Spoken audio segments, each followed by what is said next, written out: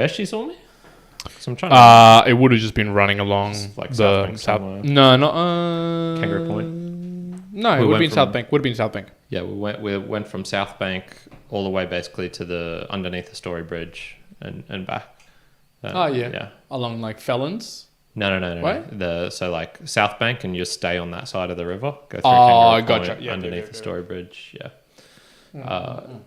Yeah. It's Gotcha. been, it was working good. Fuck, but he took Mel out again. Yeah. Damn. Yeah. It's her birthday today. So did you wish her happy birthday? Yeah, like at midnight last night. Yeah. Yeah, no, it's Fuck, the number game. The number game is over, folks. Well, yeah, we'll talk about that. The number game is over. He's finished. I've got that in my my notes, which I've been taking a leaf out of your book and barely been doing notes. Like I was doing them just before this. Oh, really? Like, oof. Getting right to the limit. You'll be pleased to know that I've got some fat notes to talk about. Nice. But I've been doing all sorts of other cool things. Actually, just chatted with Sam from Sam Sethi, so from Pod News Weekly. He does it with. Yep. He's coming out with something called Pod Fans. Fans. Yeah, and he gave me a demo, a run through of that. So, looks cool. Yeah, some cool stuff coming, man.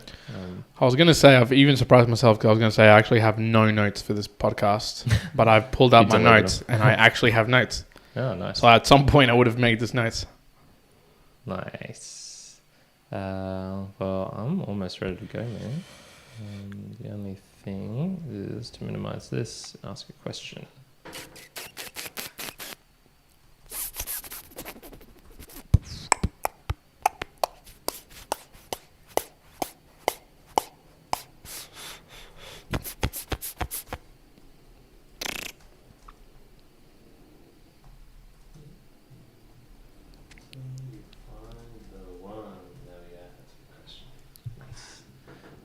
If you have 20 seconds free to post on message our friends, yeah, or I could do it. I'll do it, man. I've got it up.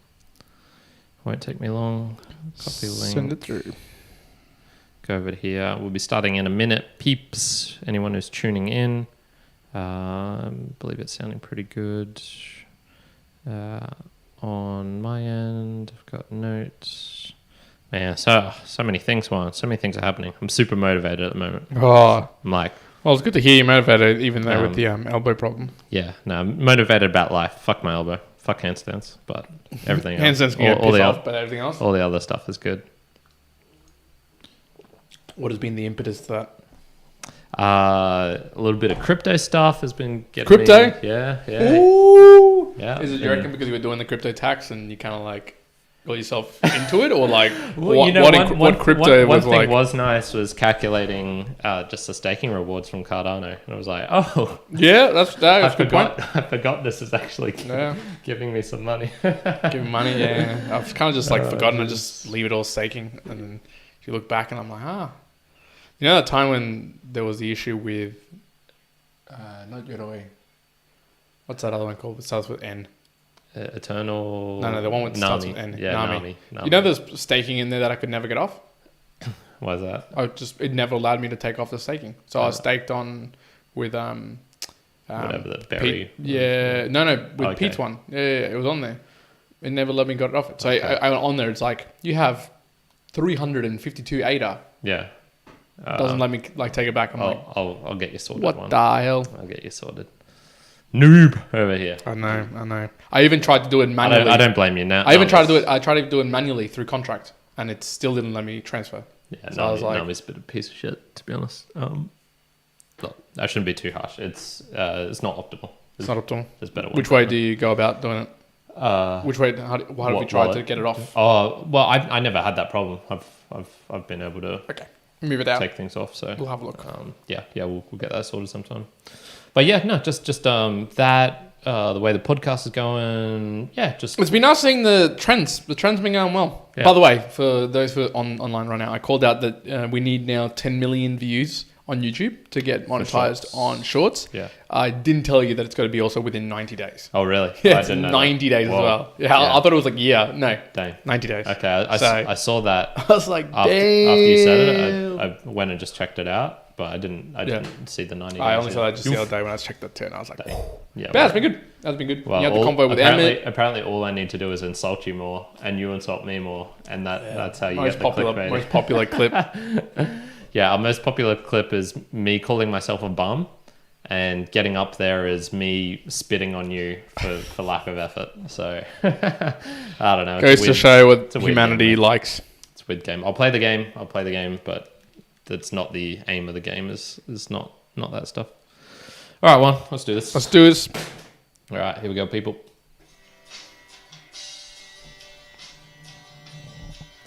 We are mere mortals. Yes, indeed, everyone. Welcome to another Mere Mortals Musing session. This is a session where myself, Kyron, Juan over here, and Juan get together and we pick a theme and we dive deeper into it. So I have some philosophy, not out in the park today. We're indoor in our studio going live. So if you are listening to this post, just know that we do go live Wednesdays, 7 p.m. Australian Eastern Standard Time. And hopefully in the future, might even be able to get this appearing on your podcast app, not just in YouTube. Yes, that would be fun. That would be very fun. I'll speak more about that right at the very end. Today's topic, we're going to be talking about the numbers game, dating. So specifically dating, yep. This is not a topic we normally go down, to be honest. No, not normally. We've strayed away from it quite a bit, actually. Yeah, to be honest, the only reason I brought this up was we were somewhat getting into it in the last musing session. So if you go to the end of that last week, you can kind of see that.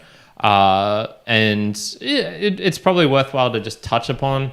We're probably not going to be talking about sex too much, I don't imagine. Well, that's what I was going to say, whether it was dating, like numbers in terms of dating and sexual attraction, or is it like specifically for dating? I was imagining kind of the dating process leading up until getting a girlfriend. That's kind of fair. Or boyfriend, but we'll just stick with girlfriend because I don't know about you, Juan, but I haven't tried to get too many boyfriends recently. Find out soon enough. Yeah, find out. We'll find out. I wanted to start off with maybe just some hard stats, which I think that'd be nice. Might be useful for people who have either not been in the dating game for a long time, i.e. they've got a partner or they're just older. You know, I tell my dad about some of these things and he can somewhat connect, but especially when it comes to online things and apps and whatnot, he just doesn't have the experience, like doesn't know what it kind of feels like. And then maybe for those people who are younger and want to, I don't know, at least my impression of is just some pure stats. Sure.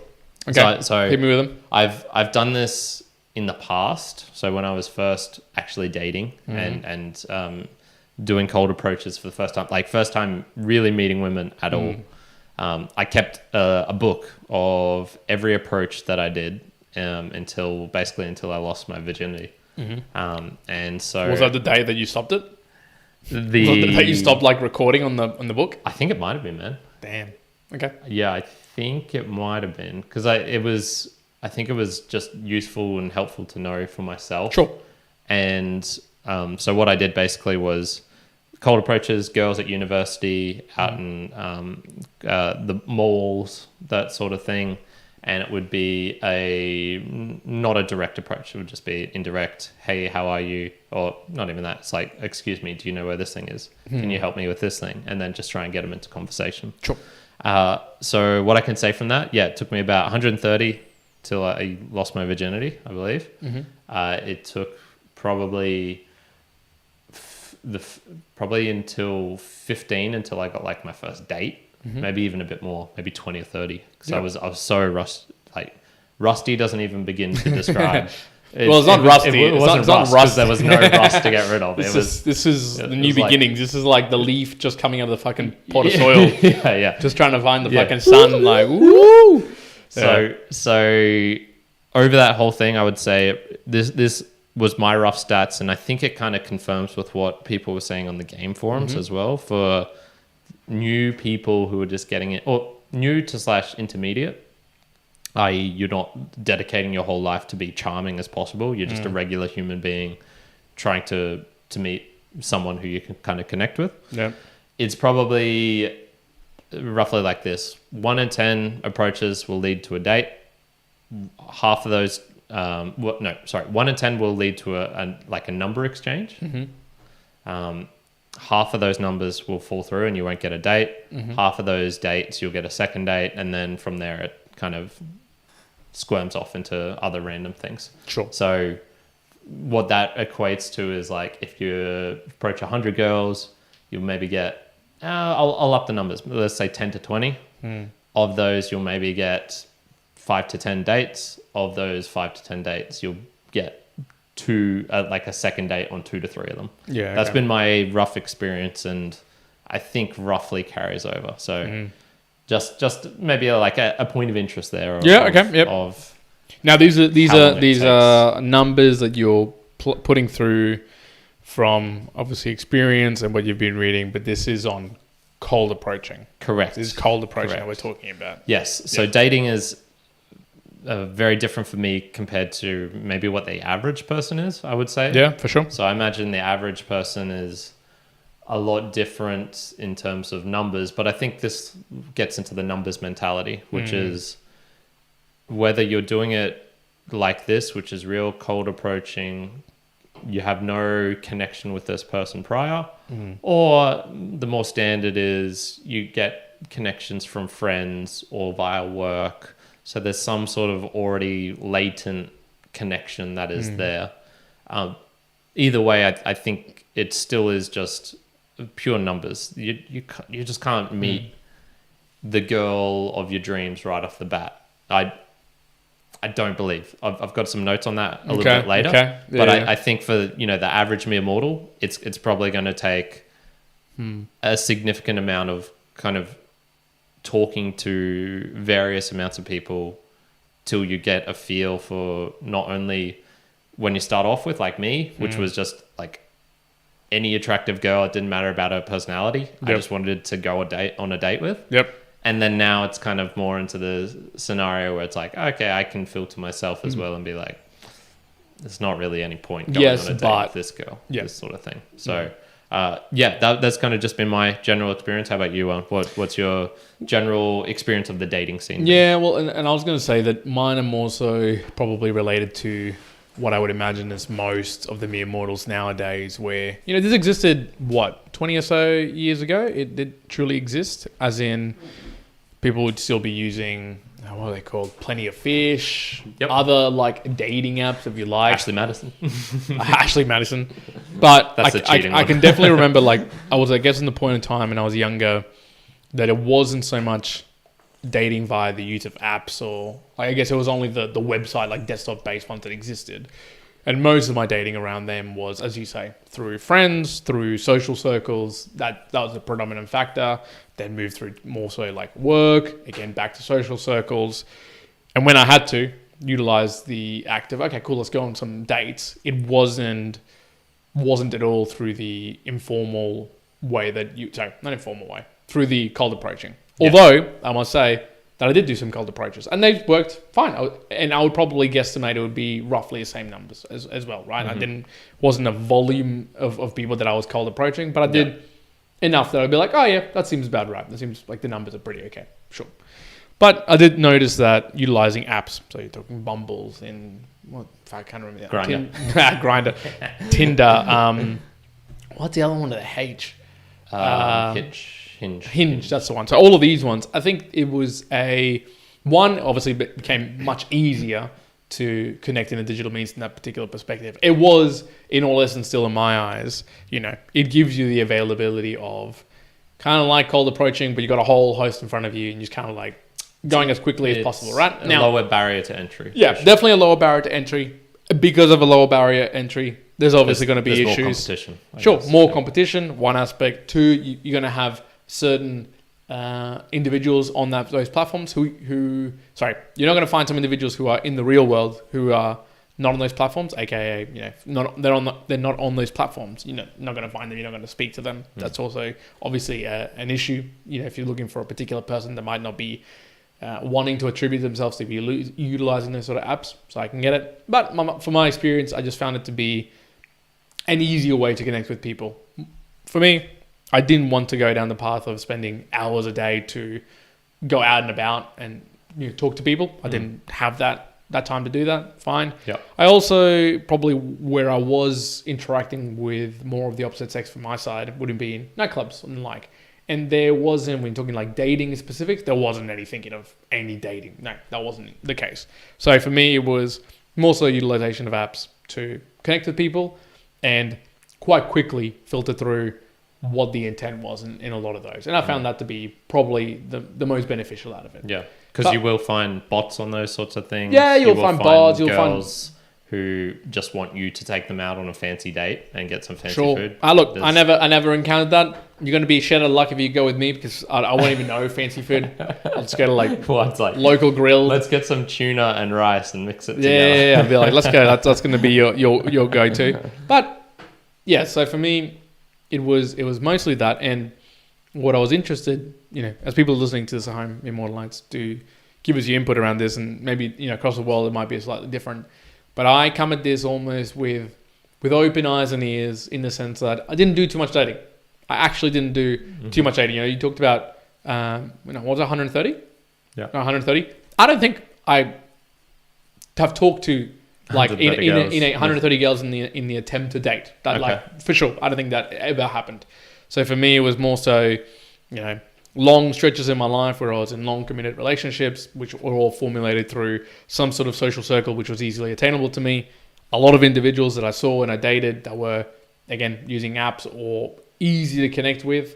And again, back into just relationships that are part of communities that I'm interested in or I'm already playing in or social circles. So I never really got to see the dice of,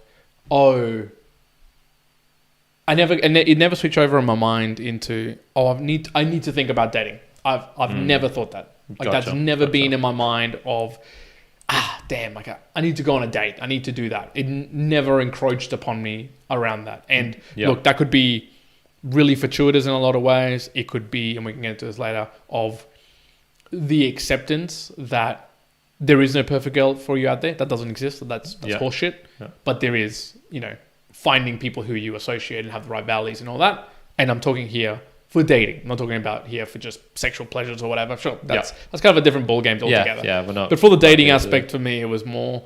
I never necessarily was an individual that was thinking I need to date. It just so happened that it worked out that way. And so I come at this more from like, I've got my thoughts, but I need to be open ears with what's being said. No, that's really good. So that's like a good starting point just to describe us two and our like relative experiences up until the age of 30. So I suppose like the thing of this conversation is definitely it's not about how to get sex quick to get tons of notches and things like that. There's a mere mortals, folks. You're not going to get that. Yeah, the dating. There is this dating culture thing, and I think that kind of stuff is probably a little bit unhealthy, but I'll reserve judgments on that. So in this case, we're definitely talking more about, dating for the purpose of finding someone to spend time with. Now, whether this be for forever, it's whatever people want. You want a girlfriend for a period of time or whatever. That's more what we're talking about.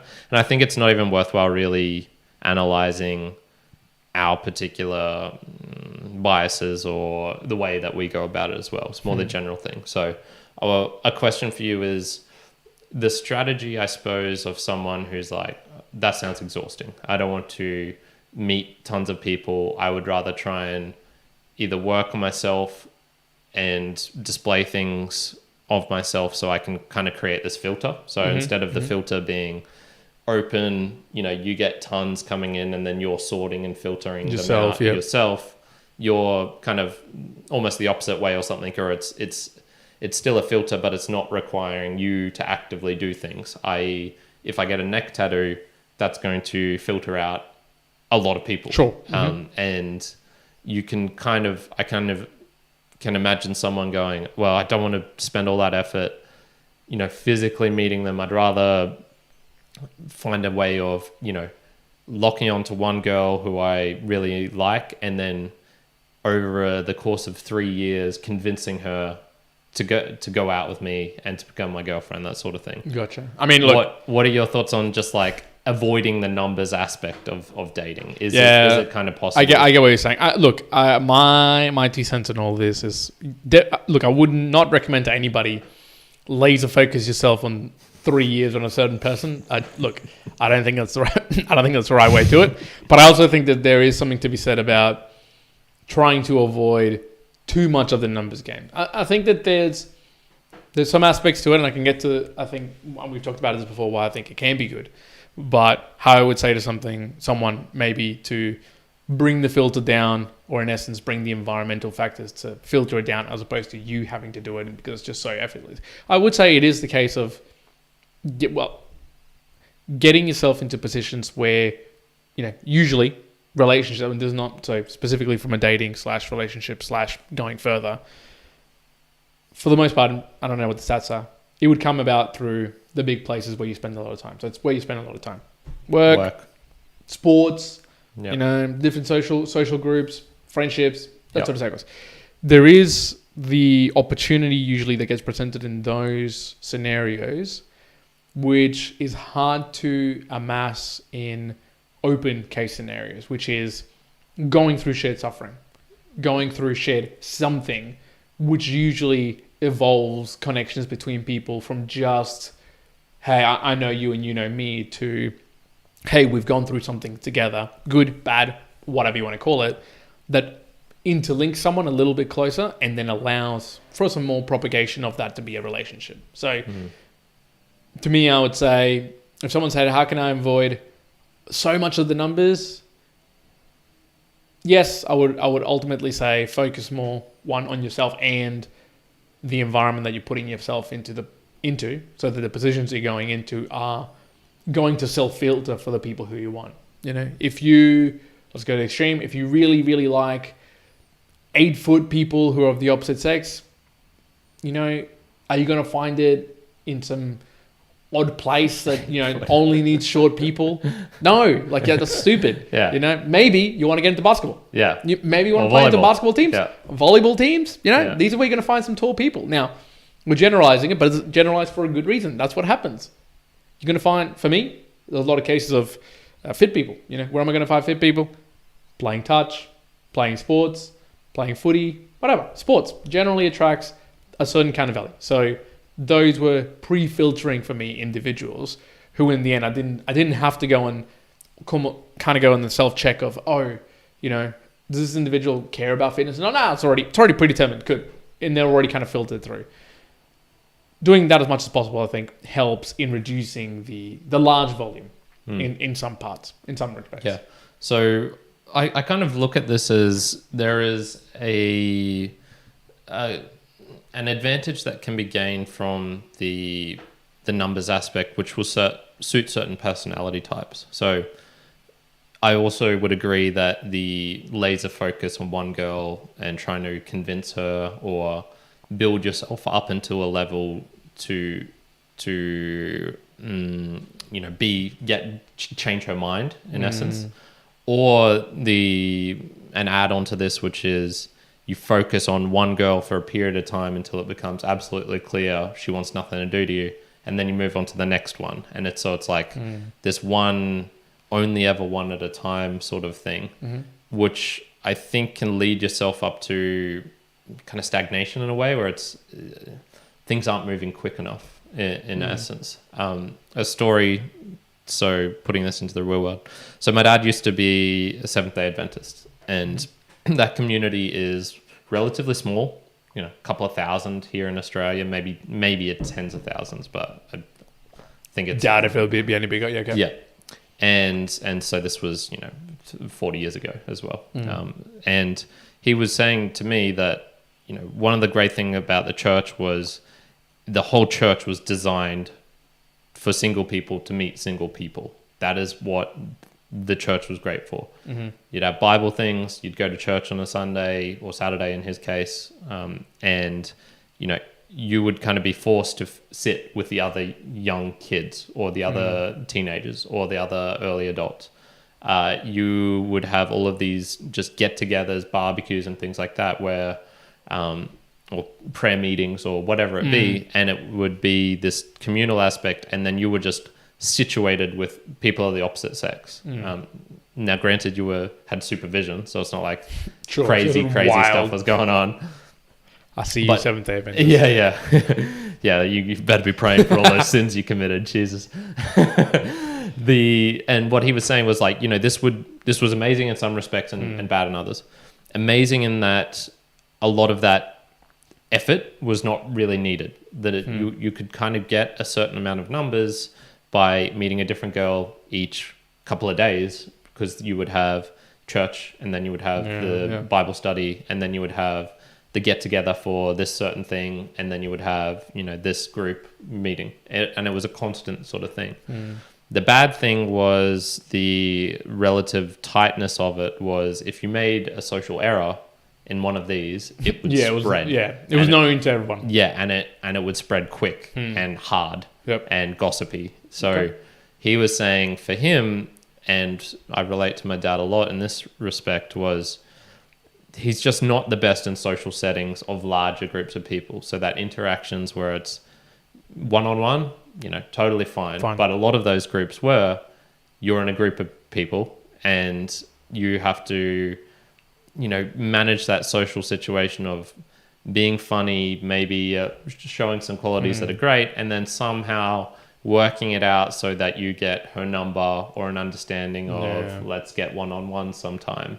And that social maneuvering is really difficult for me, at least. It is difficult. And look, as you were saying that, I was trying to play in my mind, going through my life and going, at what point could I have said that I got comfortable in more of the larger scale conversations with a lot of people than maybe your average person? And I'm not entirely sure what happened or when it happened, but I'm sure it happened. But it happened at some scenario. And I go, if it wasn't the case of that, like in such scenarios where, if I've recommended someone to play sports or to do something else, but the question is, well, you're in a bigger group and you have to kind of connect then in front of this sort of social group, or what if you break the social norms, or you're seen like an outcast? And so I go, okay, I kind of see that. But my other answer, because you sparked in terms of thinking it, was how to avoid the numbers would be, because one of the reasons you need the numbers in the dating game is because you need enough failures. You need enough failures. Well, I was going to say either enough effort or enough failures to learn what works, and to learn what works for you. And that's the important thing. You have to learn what works for you as an individual, because just like what you might do versus what I could do versus what other friends would do, you could almost do the exact same actions, but it's very different person to person. It's very unique as you interact with people. But you could get away from that slightly if you almost do the adjacent work to dating without doing the dating aspect. So what I mean by that, I'll give you a clear example, was the acting classes that I was going to very lately. Now, I wasn't the oldest one there. There was actually a few individuals who were older. But for the most part, they were young females, right? That's what it was. Now, you might have an interest in acting, you might not. But let's just take this as an example, that you could put yourselves into positions like that to learn.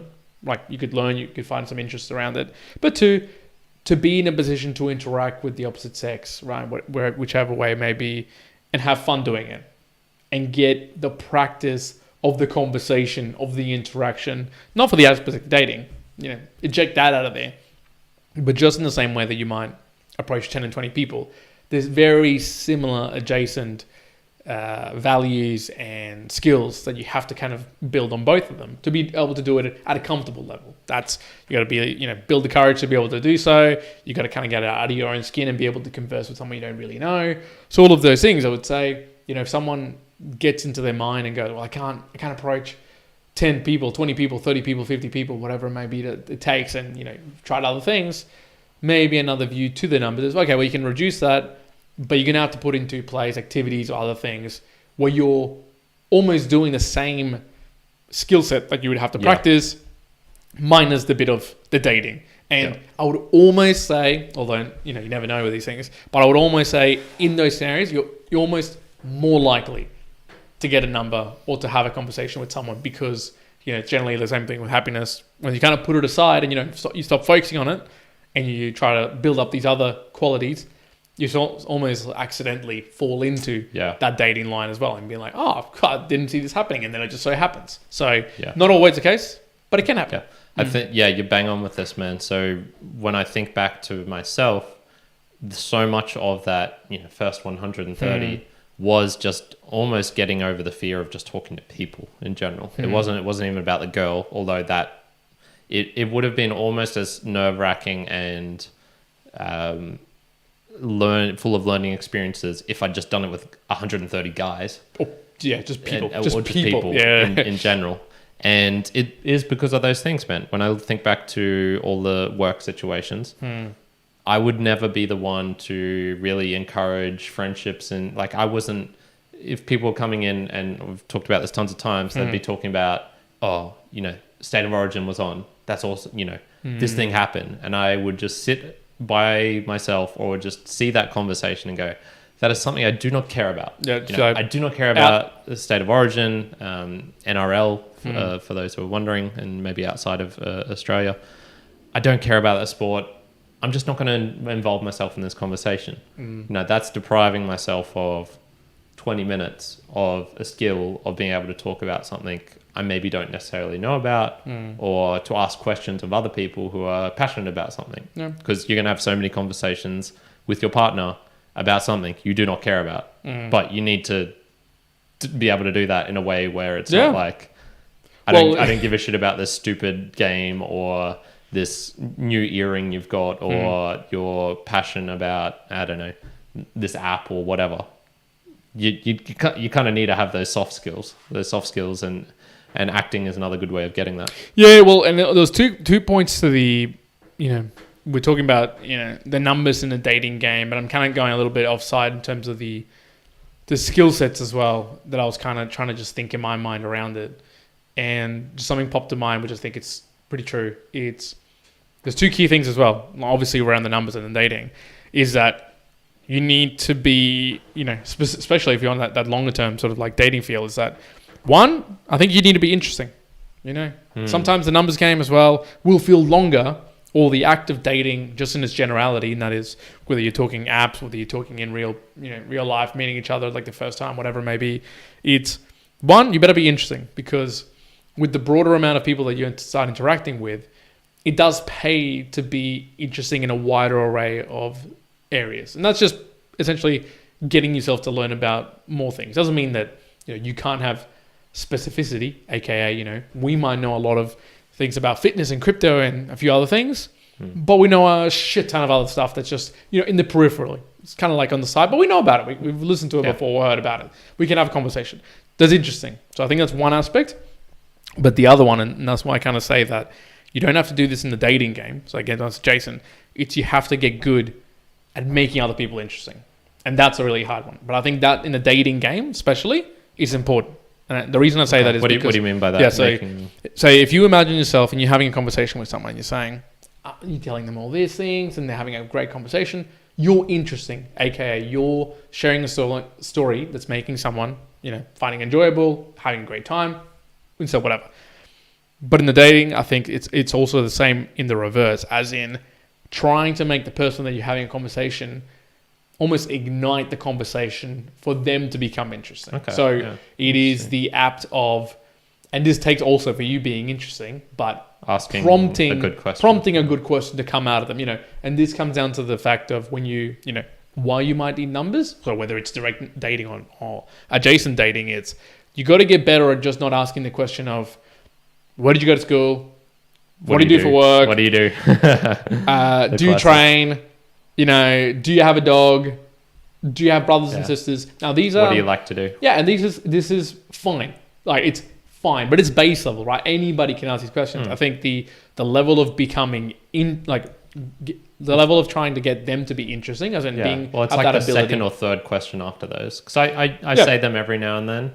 And if you start off with a super niche question, it can go wrong. I've tried this plenty of times. And look, I'm not saying start off with like the most nichiest question in the world. But I think getting those second or third level questions it's important. And and I think whether it's initial conversations, second, third, fourth conversations, it can really go a long way from it being, hey, you're an interesting character that has a conversation, to, hey, you can extract joy out of this person of them sharing something that is often kind of hard pressed to find. And you see this beyond dating. You see that in a really good podcast interviewer, and you'll normally hear it. You'll hear the person who's being interviewed kind of go, "Oh man, that's a really great question. Like I didn't realize like you did your research and stuff like that. That's that sort of magic of pulling the interest from that particular person. So in the dating space, I could see it where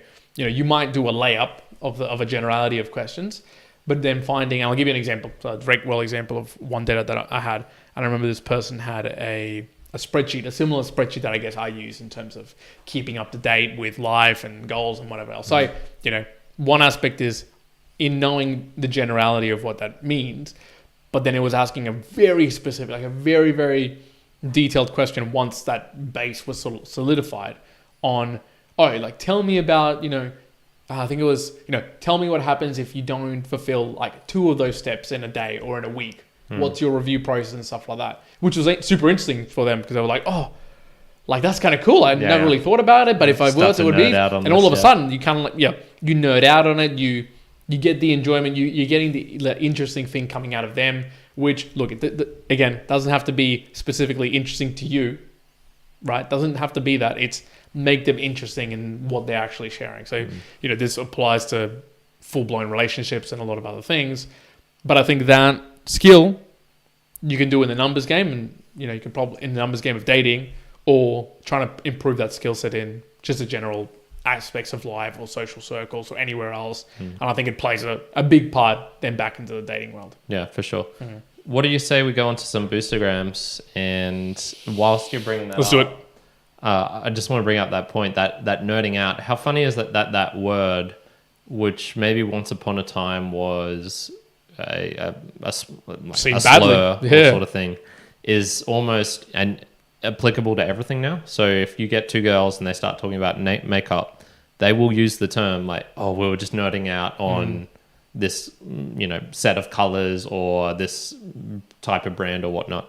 And they'll use that word nerding out, and nerding out is almost become a term for being passionate about something. Yeah, good point. As opposed to it being seen as like like instead of it being a detriment, i.e. talking about a lack of social skills somewhat, and now is kind of converted to it's actually like because you're passionate about something. It's like a cool, it's changing the meaning. Well, not so much changing the meaning, but changing the articulation of it, I guess, and maybe the instances that it's used. Yeah, but talking about nerding out, who've got nerding out and helping to support the show? Well, yes, welcome to the Boostagram Lounge. Now, this is where we talk about the folks who have very kindly sent through boosts to support the podcast. We'll talk a little bit about it at the end as well, but it is through Boostagrams and streaming you help the podcast continue, folks. So without that, we would be nothing without you. Nothing. Well, we would be a little bit, but help us elevate beyond the mere mortalites. Now, we have Dave Jones, weekly boost for the mere mortalite nation, 12,112 sats sent using Cron. Dave, thank you very much for that. As always, the weekly boost, the mere mortalite nation salutes you. We've got Petar. It says Bitcoin is shit. 3,333 sats sent. Now, Bitcoin is the shit. And then with the glasses emoji. Yeah, Sunny's emoji. Send using Fountain. Look, I agree with Peter. It is a shit. Yeah. It's very nice. So I was saying right at the start of this, before we started, how I've been just kind of hyped recently, especially the past couple of days. Been excited. Yeah, and man, it's just been these small things. Like I joined Andreas Antonopoulos' Patreon, for example, and he's getting into like the depths and weed about Bitcoin. I'm like, fuck yeah, this is nerding out. Yes, thank you very much, Peter. And then another one for Peter. It says, oh my goodness. Thank goodness Web3 equals vomit face. I'm not sure where this came from. This is definitely talking about you not doing your Web3 thing. Yes. Now, look, Peter, I'm not going to say anything, but I do believe still in Web3. I still believe in the capsule of Web3. Look, maybe not in its wording of Web3, but that idea, which I'm just going to say it's the... I wrote about it. I wrote an article for it. And it's not so much the idea of crypto. Like, it's not just crypto, although it could be pertained to crypto, but it's it's data pretty much everywhere, anywhere, at any time. That's basically it. That's what Web3 sort of like becoming. Yeah. So, I'm probably right bang in between the two of you on it. There's definitely, I've seen enough where it's like there's enough sales pitches that I've seen that it's kind of like kind of that VC thing. I'm gradually moving. Well, not gradually. I've never really cared about VC venture capital and how they operate. The more I learn about it, the more I'm like, it feels a bit icky to watch. Yeah, look, I have the time, and a lot of it of Web3 I've heard feels a bit like that. Comes from that sort of VC area. That's good call. Look, I think it's attached to a lot of salesy material. It's attached to a lot of hype material. Yeah. What's the next big thing going to be? We're going to grow, fucking grow to the moon. Now it's AI, and it'll be like AI is part of Web3, and there'll be Web 4 and Web 17. Well, it's all about the numbers. Jack Dorsey was talking about Web 5, and it was kind of like you heard that? So it was I think I saw him post about Web 5. Web 3 plus 2 or something combined. Squared. Web 6. I don't know. He's funny. 5,555 sats sent using Fountain now once from Peter. So thank you very much, Peter. So yes, those are the Boostagrams I've got there from the mere mortal lads out there. Now, if you want to join in, participate with sending through some Boostagrams and helping us to continue the podcast, you can do so through any of the new podcasting apps out there. And a new one's going to be coming soonish. It's not ready for prime time yet. Hopefully in about a month's time. Okay, but they'll be soon. And yes, stick around it's the end of this podcast where we'll give you some insights into the live podcasts that are going to be coming through. So we're obviously live on YouTube, but there will be some differences as well that be able to use in podcasting apps. Have we got a comment in there at all? Or? We have Mr. Joey Broadshoulders says, so in response to my question about how many girls do you need to meet until you find the one, just chucked it out there. He says, no number of how many girls, just get out there and start meeting them. Get into life! ! Very good. Yeah, that's a good answer, Joey. It was not the best of questions on my part. The broad shoulders on the man. The broad shoulders. Getting into it. So I have a question for you with regards to, I'm going to call this eternal daters. Ooh. Do you think there are a subset of people who the dating process actually is fulfilling and meaningful to them, i.e., kind of once the novelty of sex maybe wears off, because that I just don't see that continuing on for like 60 years, let's say. Is there something fulfilling in the forming of like less lengthy relationships that you could see someone who's like, they don't have that end goal of finding the one or a long-term partner. They actually like the process of dating? Because I've always... I'll leave it at that and then say more. I would say I've never come across a person who has enjoyed the process of being an eternal dater. Does that necessarily mean that I couldn't envision one? No, I could envision individuals who are eternal daters, or maybe put it another way, are happy with the process of dating or being together in a short enough relationship where it's sort of enough short stream where they might bounce to another thing, get enough enjoyment out of it, even from companionship for a while, and then bounce back into the dating world and not be put off by that, but enjoy the process of meeting someone new, doing something different, meeting someone new, understanding someone in a different way, being able to portray yourself in a different way. So I think that I could definitely envision this. So you could, let's just say, take an example people will know, Leonardo DiCaprio. He's kind of along that sort of realm where it's, he seems to get a new model of girl every 3 years, 4 years, something like that. Yeah, and look, that's probably, so there you go. There's an example of where obviously it's happening in the world. Not that I've met people who are acting like Leonardo DiCaprio in that particular sense. And he's in a very unique position to be doing that as well. Yeah, and I guess it puts me into a thought of whether, would any human find that enjoyable? As in, like, it's happening and they may be in the moment go, yeah, like I'm really enjoying this and I'm being able to hop and meet different people and this is fine by me. Will you get to the end stage of your life and go, yep, I really enjoy doing that, as opposed to having a lifelong partner? So yeah, I could somewhat imagine it, because there is somewhat of a, let's just say, stagnation, or a point where you learn so much about your partner and it's kind of hard to be surprised by them anymore in some ways. And I've wouldn't say I've gotten to, I've kind of gotten close to that, but never really like in a super long term. I.e., the longest relationship I've had has been 2 and a bit years. Well, look, and before you go on, I'll always give this advice actually to people who are going into that long relationship phase, and I always say, at least for me, but others are probably will have their own time frame. I normally have noticed it at 3 to 4 years. 3 to 4 years is usually that boundary of time, at least for me, that I know.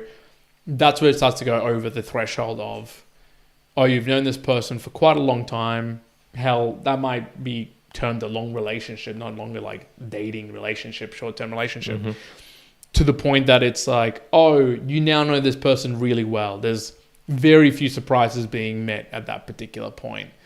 And there can be an inflection point. If not, certain things are not done, there can be a tendency, perhaps like you're saying with Leonardo, to, okay, cool, time for me to find this new thing, that honeymoon phase, this really enjoyable period, get to that certain point, and then go again. So I can see why that mentality could exist, for sure. Yeah, I think it's possible as well. I also think just by and large, humans tend to gravitate towards a monogamous relationship and a long one at that, the kind of like pair bonding for life sort of thing. Whilst it's funny I say that, and then also knowing the stats of divorce is 50%, which is maybe indicative of maybe half the population is more along that lines of needing a new person after a certain period of time. I would probably challenge that thinking, in that, is it a evolutionary need? As in, is it like evolutionary, biologically, we are more so aligned to be in that sort of hopping and moving towards the next thing intrinsically? Or is it that there is a lack of energy up to a certain point in a dating world or relationship world where the value of dating once again, and the dopamine rushes and the honeymoon phase and all the positivity starts to outweigh the existing relationship, because you're not putting that any more of the effort to make it to at least that on par level or better. And I kind of have the tendency to look at, no, I think it's more the case that you're just not putting the effort anymore. And it isn't a free meal that you just get, every time that you wake up. Because for a long time we're talking numbers and dating, you might get the person, you'll find the person, you'll be with them for a bit and for a while, and things can kind of go as they have been in from when you first began all the way through to a certain period of time. And it's all hunky-dory, cool, until a point when it isn't anymore. And it's not a free lunch. Like, you actually have to put in effort. Well, that's why people say, and I've heard this from people in longer relationships, i.e. ones where they're still together, where you kind of need to be eternally dating your partner, even if you've been married for 20 years, to maintain that relationship as healthy and strong. There is kind of this idea of treat it as if you're still dating them, i.e.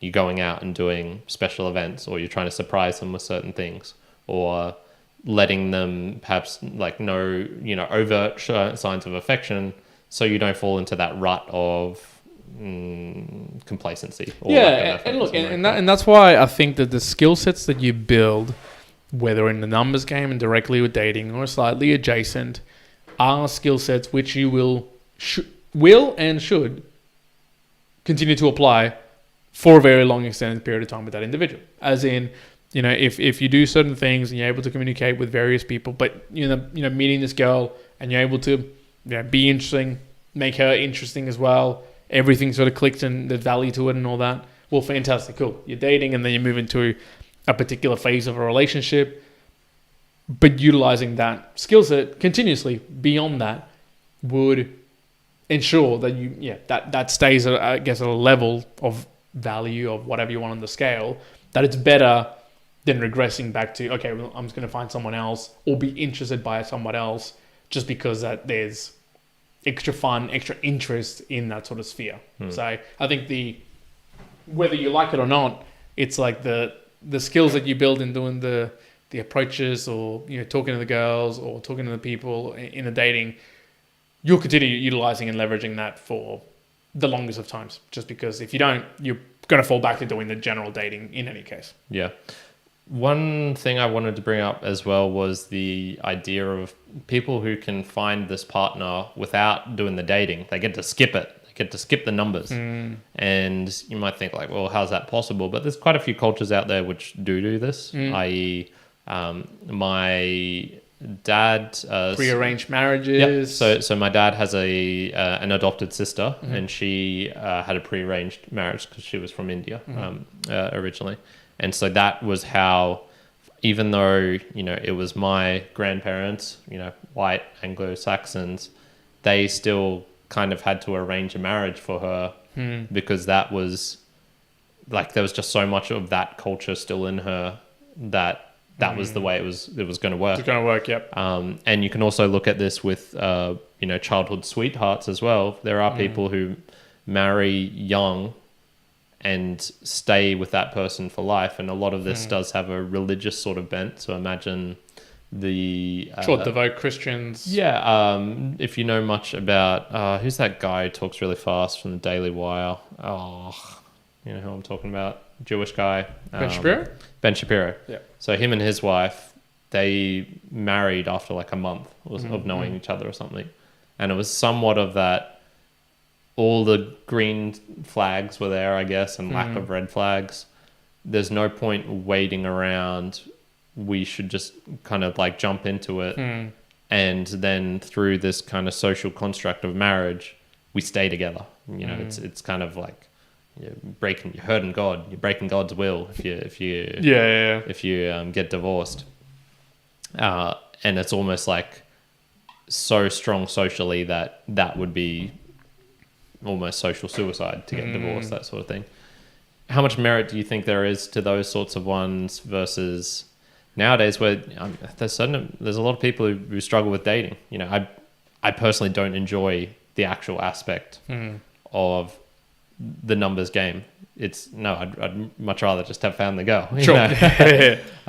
And yeah, so do you think there's much merit to that? Like, should I ask my dad has... Should you just get a pre-arranged marriage? My dad has enough connections in the kind of Indian side that he could arrange a marriage for me if he wanted to. Should I do this one? Next episode is going to be Karen gets married. Pre-arranged, live from South India. No. No. The answer is no here. I think the answer is no. And the answer is no, if I really had to think about it, is because it is not you creating the life of your choosing. It is somebody else putting that life in your path. You will not buy into it at its full capacity as you probably need to. And I think that can play along in different prearranged marriages. It can be someone setting you up with someone else to like go on a date or something like that. It can work. You can make it work. Yeah. You can work or you can make it work. Yeah. Two different things. But you do fall away in the side of your ownership or your wanting of something because it isn't of your own, merit that you achieved it or that you particularly chose that individual for set reasons. Yes, can they help out in that way? I'm thinking, pre-arranged marriage and it's like, oh, okay, you want this sort of person and them to be intellectual and to like photography and to like crypto. Okay, maybe we can pre-select. I kind of feel that in the same way as, you going to all these different, conferences and connections and finding people who are like similar to this. But at the end of the day, I think if it's still not your choice and their choice and you're making, there's some active ownership on your part of doing it, but it's like a pre-arranged merit, I think you lose a big part of going into a full dating that, you get when you actually make the choice yourself. Yeah. Sorry, man. I got so distracted then when you were talking about that, and I was like, "Oh shit! What if my dad sets me up with the missing crypto queen?" Oh. There you go. We got a task in front of us. Someone go and find the missing crypto queen. This is right up Karen's alley. But it's not to say that it can't work for people. Yeah. So I think it most certainly can work for certain cultures, and you need to kind of have that culture built up around with it. Our culture here is very opt-in. You do like whatever, everything goes. You make your own choices in life. You can move out of home when you're 16 years old if you want. You can choose, do you want to go to university or do you want to do this sort of thing in life? We have so many options in terms of just what you can do. Whereas if you compare this to maybe someone living in rural China, their dad was a rice farmer, they're going to inherit the rice farm and be a rice farmer. And, and if they're a woman, then they're going to marry the rice farmer in the valley over, or the rice farmer's son in the valley. And that's it. That's all you do. Yep. And I think that can work because your whole life has been disciplined around this. This is the way it is. If you look at Chinese culture compared to ours, it's very much like you fit in this box. You don't go outside of this box. And there's a predetermined destiny for a lot of those people. Yeah, and this is where I look at the arranged marriages and I go, look, it's maybe there is a lack of choices, but you're outsourcing those choices to other people, and it's now, like you said, you make do with it, but you've been making do with it your whole life. Whereas if you compared it to me, and I'm giving a random Indian girl who my dad has vetted, and sure, she has a fucking huge dowry of tons of crypto Bitcoin that she minted or mined back in the day, there's still going to be this like, well, I didn't get to choose her, and I don't have that decades long experience of dealing with things I don't get to choose in a way. This childhood sweetheart thing, I think it's a little bit different. And that's more, I think some people just get lucky. Yeah. They just get so fucking lucky that they find that girl when they're 15 years old, they marry her when they're 20, and that's it. They cruise. And look, there's probably in that particular aspect, there's also, the potential that you end up being together a lot longer than other people who are around you of the same age, and then you have a bit of pushback of like, oh, well, we shouldn't break up because we've been together for so long. So there's almost and there are things like that. We've met some people when we were in Japan. That girl, how long had she been with that guy for? Like 10? It was like 10 years, 7 years, something a long time. And she was pretty young. It was basically her childhood sweetheart, and then they broke up, and then it was just devastating. Yeah. Like she was not in a great set of mind. Yeah. So it can be like a long time in yours, for the case that you've been together for so long that you don't want to break up. That's one aspect of it. But they just could get lucky in the sense that they're the right person for each other, and as they grew older, they didn't necessarily change too much, but also maybe kept working at each other in terms of, as you're saying, keeping almost feeling like they're redating each other and redating each other and redating each other to find out more, keep themselves interesting, all that sort of stuff. So, someone can miraculously get to that level, for sure. I don't think that's a general consensus we're saying for the mere mortals. So, there's a mere mortal out there, you might be listening to this and you'd probably go, okay, folks, so what's your final decision around numbers and dating and stuff like that? I principally say that, look, it is what it is. There is going to come a point in time when you do have to somehow date if you aren't just so blessed as to like land with someone. And if you're really afraid of hitting, we just talked about the numbers, 130, 150, 200, it's huge. Do the adjacent things, play around with social circles, build up the skills you're going to need anyways in the dating world, so that, perhaps you'll find opportunities just by chance in that, or you'll approach people and have to hit less of them because you have a little bit more of a skill set to understand how to be interesting, make the other person interesting and the like. Yeah.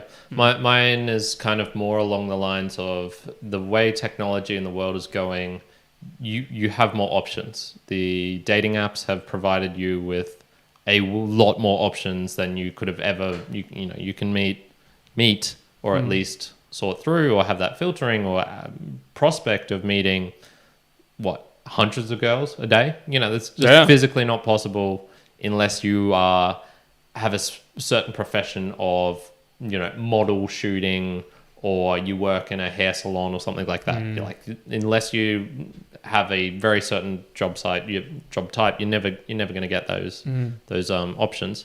And I think that range of options is good in general. I think the things like having more information is much better than having less information. Having more people to date, or that pool of dating, is better. And you should definitely make use of that, whilst also being careful of too much information is bad. And you're never going to find the exact right piece of information. Like you said, if you now think, oh, there's 50,000 girls in my local area who are wanting to meet me because Tinder or whatever says this, you got to acknowledge, okay, sure, there's 50,000, but there's not going to be that many that are actually going to kind of suit you. And if you keep tightening this noose of trying to find the perfect one, you're going to be in just the same dilemma as the guy in the town who only had 10 girls to date. And he had to make do with, the one who, or let's just say 100 girls in this small local town. There is a danger of being too picky, I think, as well. So I do think the numbers is a good thing, but you just got to be careful that you don't get too wrapped in playing the numbers, or especially if you're looking for a partner, just not spending as too much time in the dating world. It's And look, my thoughts. The only thing is, don't let the numbers, because we're talking digital now, don't let the numbers balloon and then mess up because you're not seeing it for like the true numbers, like the statistics or the percentages around it, right? Because you could, as you say, I've matched with 50 girls and I'm going to try and chat with all of them at once. Again, what does that mean? Just put it all the way to the extreme. That's what people who had like hundreds of matches, right? So if you go, well, I've matched with 500 people, and you're approaching 500 people, I've matched up with 500 people, it's kind of the same. No, it isn't. No, and a couple of things. One, the skill set of talking and getting the contact of 500 people is very different to the swipe right, swipe left behavior of meeting someone, right? So all of those skill sets that you were trying to build up and being interesting or having to be interesting, you can get away with putting a little bit of description and someone swiping right on you by accident, right? Like it all of a sudden, all those skills just get dropped.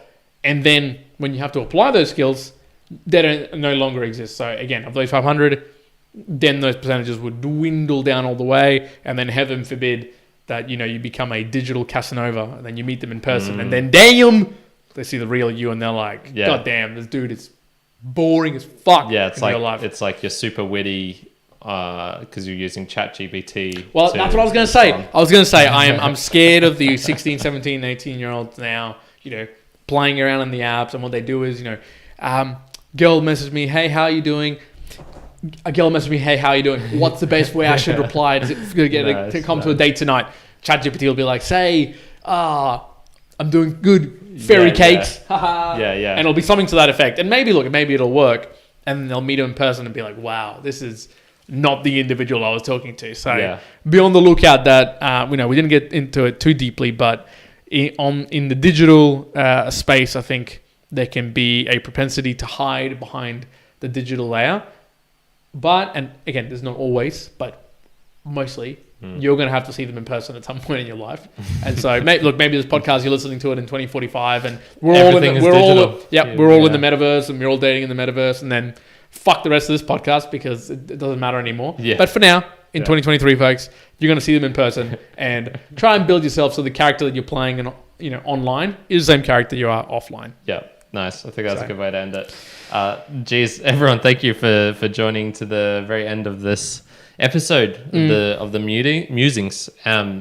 It's very there's a numbers game in podcasting as well. We know this. We're up to episode 367, I believe now. We've passed one for every day of the year. Damn. And then you add all our others together. Yep. And one of the things I'm noticing is like there is a numbers game in the podcasting as well, which is you have to stay at it long enough. I heard Adam Curry the other day say they didn't have a kind of working value until it was 5 years, 5 to 7 years. Wow. And he was popular. They were popular right from the get-go, pretty much, in terms of there was just not that many podcasts. Yeah, he was known. John Dvorak was known, and it still took them 5 years to get it to like an income level type thing. So all I can say is, we're going to keep doing this for the foreseeable future. Here's an interesting stat that I pulled up just randomly out my ass. No, I actually did check the numbers. And look, this might be this might be off by 10%, but it's pretty close. Okay. I believe that we've had about 250,000 listens or plays of our content across all the platforms. Yeah, I think it's about right. Yeah, that's about 250,000. So we're saying, we started from a particular point. It's grown to about now, but I think the reality for us is that it's a numbers game, right? Like dating, what we're trying to do, we're looking at you directly in the eyes. We're saying, "Come on, love, listen to us another time." But sweet, it is numbers. It is numbers in a lot of respects. And so for us here at the Mere Mortals, we recognize that there might be a few more podcasts on our way before we reach the broader audiences, but what we do request of the ones who are playing around with right now is, look, you heard us talk about the Boostagrams during the Boostagram Lounge. And for us, numbers there are really important. Not the quantity. I'm not saying send 17 million Satoshis. You don't have to do that. You can send 1 million. But you can if you want. If you want to, do so. But what I would want is the power of many, not the power of few. So what I want to see, more and more is I want to see 20, 30, 40 names coming through. Minimal boosts, 100, 200, 500 sats. That's fine. But it is that power of numbers I think I want to be seeing more so as opposed to that power of few. And the more we get towards that, I think that the happier I'll be. Yeah, and what ends up happening, and I've watched a lot of shows, and at the moment the most supported one is called Rabbit Hole Recap. Yeah. And they keep being like at the top repeatedly. Yes, yeah. And I've listened to a couple of episodes. I've looked at like their activity in the boost and whatnot, and it is, they get maybe like 20, but you do get this shifting of there's people who just support it hard, and then it kind of goes down into like the more the 10,000 sat range, and then there's a lot kind of hovering around that less than 500. And yeah, so like we just request that you send back some value of some form. You can do that by sharing it with a friend. You can do that by sending in perhaps a topic, a suggestion. Even though we do prefer Boostagrams, if you're going to get in contact with us, there are the links to our Instagram, Discord, and website. Which and then on the website you can send an email to us as well. Yep. So if you prefer to do it that way, you can also do it that way. But then also, yes, definitely doing it much like Peter has, much like Dave has, by sending in a Boostagram. So going to newpodcastapps.com. I personally use Fountain a lot. I use Breeze sometimes. I use Curocaster on the desktop every now and then. I've been using Fountain exclusively. Yeah, exclusively for the listening when I do on Fountain. Yeah, for sure. And like much like the numbers game, these podcasts evolve over time, and some of them change, some of them become clear favorites, much like Fountain is at the moment. We just recommend that you try them out at least, find out which one you like, and then send some value back to us. Absolutely. Bitcoin is the future, people. Get excited.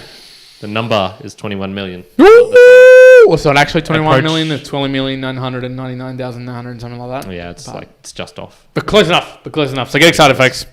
All right, I think we're going to leave it at that. Me and Mortals, I hope you enjoyed. One out. Going out. Boy. Good. Thank you very much, folks, for being online. Thank you, everyone. So now, as usual, yes, Karen's going to stick around in the Discord for a little bit. So if you want to join Karen in the Discord, please stick around. And so what I was going to tell you was the podcasting hosting company called Blueberry, they have basically like in the last 2 or 3 weeks just adopted all the tags. So everything. Everything bar from like chapter, bar from cross app comments, which is basically not even formalized or anything yet. Yeah. So I was looking at their pricing plans, and one of them, our main show, this one, is going to be very difficult because at the current pricing plan, we like I said, they do it based on megabytes uploads. Yeah. And 125 is kind of like their max range, their limit, and we're putting up like 500 a month, something like that. But for the book reviews is perfect. We're basically at that 125 limit. It's actually slightly cheaper than the book reviews plan on Buzzsprout. So I'm going to chat with Mike Dell tomorrow. And basically all I want to find out is if I can get all the chapter and JSON files moved over easily, because basically Buzzsprout hosts the images. So I'm really hoping they have a way where it can automatically get those images, host them, because I imagine once I cut the Buzzsprout membership, they're going to take that off. Yeah, I would imagine. Get those images, and then they'll have to rewrite the JSON files. And this is why I wanted to learn coding, because I was thinking I would have to do this myself. Yeah, okay. If they can do it, and it's almost at the point where it's like, I will sacrifice all those chapter markers and images for the period. I still have all the data just to be able to do the live, because I want to test out the live, which I do now with the book reviews. Yep. The book recap, and I would maybe consider book reviews live. Yeah, I think it's doable. I'd have to play around with it, but I think I could do that. I'd be willing. You'd see a slightly less quality, because I usually have to do like 4 takes until I get the opening sequence done nicely in a like non-umming and erring way, and then it kind of just goes from there. Yeah, but I'd be willing to do if that moves over and is nice. I'd be willing to do the book reviews. At least my one's live. Yours would be much more difficult. Yeah. But yes. So you'd be willing to lose the imagery on the videos and stuff like that, or would you then do post-production? Well, I could still do that. So with this live thing, so for example, I can. I just need to learn how to use OBS Studio. StreamYard, or OBS, whichever one. They're much the same. I just have to learn how to use that better. And this is something I kind of was thinking of doing. So as you're doing it, you could like overlay the. Basically, all I would do is have the picture independent on one side of the screen, and then I would have myself. So I always create the pictures in a square format. So I would just basically have, and if you see the book reviews, I do this anyway, but I just switch it from side to side, I have some sections where it's just me. All I would have to do is have those lined up, and a clickable thing, so that when I go from the author section onto the first theme, I just click a button right as I'm saying that stays there until I get onto the personal observations. Oh yeah, I could see that. I think all of that's doable. Once again, this would then require me to section off an evening where it's like, this evening at this time I'm always doing this, so I'd probably have to change the date of some things around, which is doable. I'd be willing to do it for that, for sure. If I can, or at the very least, test it out. See how give it a test. Going live goes for maybe 2 or 3 months, and if no one's joining, then just be like, all right, well, I'll just go back to I'll just do the easiest. I mean, well, I was going to say, doing whichever is going to be the easiest way for you. The live ones are easy because I don't have to do any post editing of the video, which just takes goes time. up straight away. So I don't know, lots of things. Mousepad is a little rug. Dimmelix. Absolutely, it's a little rug. It's the what do you call it? I don't know. Flying carpet. I guess so. Yeah. It's a flying carpet. It's a flying carpet. I've got another one of those. I've gotten. That's the second Dimmelix. Thank you very much, my friend. That's the second comment I've gotten over that of my mousepad rug in a week. Now you'll know this is patented worldwide. Mouse rug. www.mouserug.com. It's patented. It's very cool. There you go. Realistically, I've never actually seen it before. I've never seen it in any place, and it does feel very nice to the touch. So yeah, it's good. Imagine an actual rug. That's what it feels like. Nice. Fits in well with our crypto thing. Hosky Dimmelix, I was going to chat with him tomorrow, but he fucking bailed at me. He rugged me. So I'm going to do that on Sunday now. Okay. So, Dimmelix, if you have any questions for Hosky, I'll reach out to you anyway on Twitter. Because you're having a chat with Hosky on Sunday? Yes. So it was going to be tomorrow. But tell him about all your fun taxation dealings of Hosky. Tell him to make it better. Yeah, I'll bring it up. If Hosky sent, $1 trillion Hosky to you, then, would you... But if he sent it to like an unidentified account, like he made an account for you, would you claim it on tax? 100 trillion. Because you have to do that, right, for airdrops. Like 100 trillion. Yeah, I'd probably 100 trillion. Yeah. Well, of course, 100. Yeah, I'd. Well, I don't know, because it's about whether you accept it or not, right? Just because he sent it to you. Yeah, what's deemed accepting it? What if he sends it to... Like, if he just sends it to an address, which is mine, but I kind of pretend or feign, like, if I like don't ignorance, know. Yeah. If I don't want it, and I'm too scared to touch it because it's poo-poo. I don't know. Dibblex, tell me. Yeah, we're going to have to get deep in this one. Oh, jeez. All right, folks. Thank you very much for joining. Yeah, appreciate your time. Much appreciated. Once again, I'll be in the Discord. See you guys. Ciao. Peace.